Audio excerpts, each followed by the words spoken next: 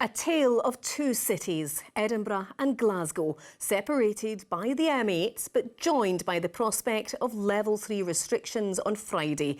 Tonight, here in the east, there is fury. Businesses and residents had been hoping to move down a level and be able to enjoy a drink with a meal.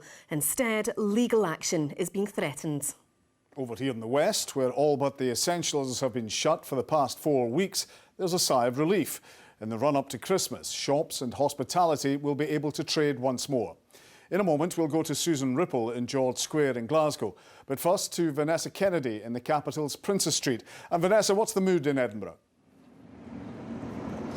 Well, John, I've spent the day speaking to a whole number of businesses, and I have to say that there's a real feeling of disappointment that's coming through loud and clear. Now, there was definitely a sense of hope from Edinburgh and Midlothian that they would move down to level 2, and that's something that many businesses say would have made a huge difference to them financially, especially just before Christmas. Now, the science seemed to suggest that that could have happened, but today the First Minister gave some more detail behind her decision. Now, there is some good news though for the hospitality sector, because extra funding is on its way. For many businesses in Edinburgh and Midlothian, things are looking bleak. Staying in Tier 3 means they can only stay open until 6 and can't serve alcohol. This restaurant in Dalkeith has now had most of its upcoming bookings cancelled. The owner says the uncertainty is taking its toll both financially and mentally.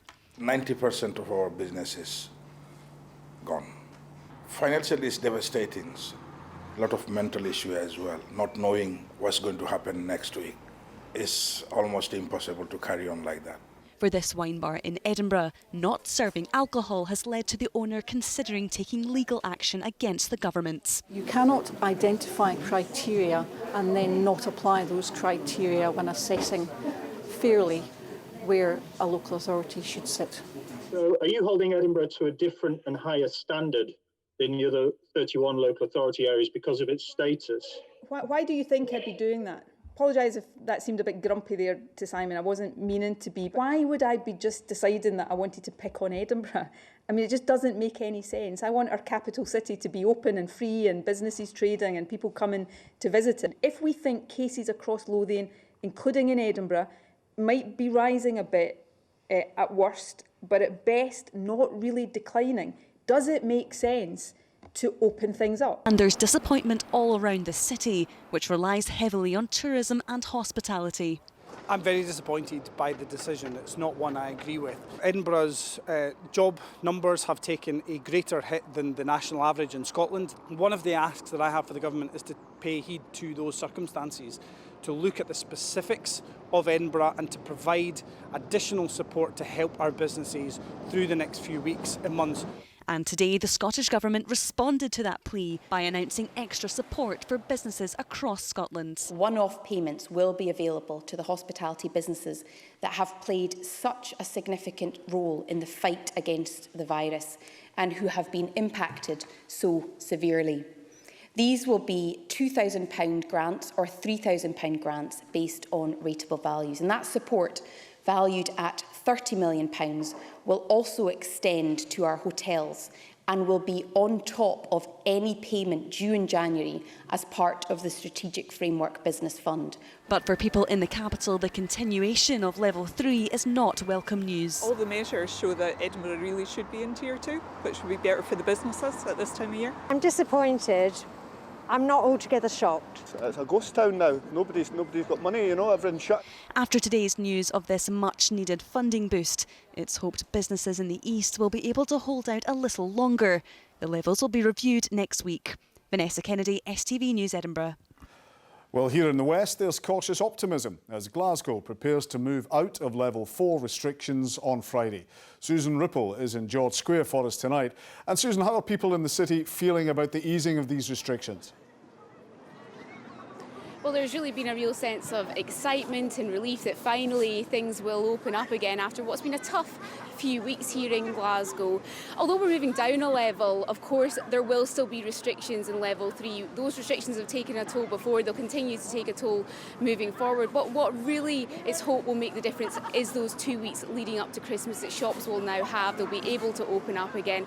Of course, though, for the public, anybody living out with Glasgow, we must remember, although we might be tempted, that you mustn't come into the city, into Glasgow this weekend to do your shopping, because that travel ban will still be in place. It's a relief for Samantha to be getting her shop ready for customers again. When we visited last week, they were struggling with low footfall in the city. To be honest with you, the city centre is like a ghost town most of the time at the moment. Now with confirmation they can reopen, and even earlier than they thought, Friday can't come soon enough. Every day at the moment is crucial. I think for so many businesses around here, you know, we depend on Christmas.